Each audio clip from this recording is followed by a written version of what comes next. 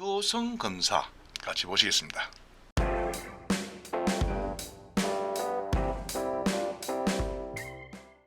여기 클릭을 하면은 이렇게 드롭다운 버튼이 생깁니다. 이렇게 눌러보시면 뭐 수박, 딸기, 배, 사과, 포도, 바나나 이렇게 나오죠.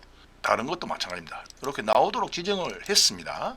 어떻게 하느냐? 전체 영역을 선택을 하시고 데이터 메뉴에서 데이터 유효성 검사 탭으로 들어갑니다. 이렇게 설정, 제한 대상 목록에서 원본에 보시다시피 수박, 딸기, 배, 사과, 포도, 바나나 이렇게 지정되어 있습니다. 다른 걸로 해볼게요. 콤마 찍어야 됩니다. 반드시. 그 다음에 오이, 호박 이렇게 뭐 3개만 해보겠습니다.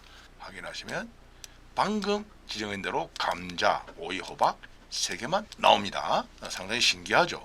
자, 그런데 아주 항목이 많을 때는 이거 일일이 타이핑하기가 어렵습니다. 그래서 이제 이런 경우에 어떻게 하느냐 보시겠습니다. 범위를 잡습니다. 데이터 메뉴에서 데이터 유효성 검사 탭으로 들어가서 데이터 유효성 검사를 누르면 이런 셀 주소가 있습니다. 시트 1의 B3부터 B11 이건 미리 시트 1에 이렇게 회원명을 적어뒀습니다.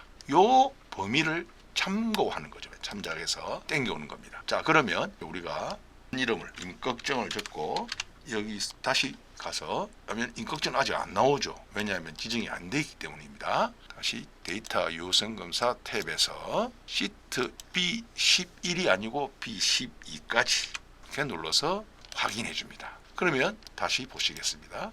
방금 지정해준 임꺽정까지 항목이 나옵니다. 예. 그런데 여기서 또 하나 재미있는 게 있습니다. 이렇게 눌러서 항목을 선택하는 게 아니고 그냥 이름을 쳐서 엔터를 했다. 그러면 이런 메시지가 뜹니다. 이게 왜 유효성 검사라고 이름이 지어졌느냐 하면 유효하지 않은 항목이다. 이런 얘기입니다.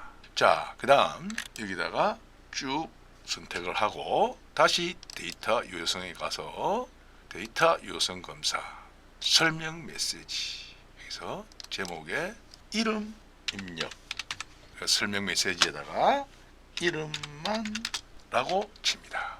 이름이 아닌 뭐 다른 어떤 항목을 입력하는 경우를 방지하기 위한 하나의 방법입니다. 그 다음에 확인합니다. 자, 그러면 마우스를 클릭 요런 팝업 창이 자동으로 뜹니다. 방금 우리가 했던 거 있죠. 그죠? 그래도 이름을 입력하지 않고 다른 데이터를 입력하는 경우를 방지하기 위한 두 번째의 방법이 있습니다. 이렇게 해서 오류 메시지 탭에서 제목에다가 오류 메시지에다가 이름만 입력하세요. 한 칸 밑으로 내려가서 차리셈 확인합니다. 자, 이름을 입력하지 않고 임영웅을 쳤습니다. 이래서 자, 보이시죠? 이런 오류 메시지 창이 뜹니다. 방금 우리가 지정했던 그런 내용들입니다. 자, 이렇게 해서 데이터 유효성을 이용해서 여러 가지 사용하는 기능들에 대해서 알아봤습니다.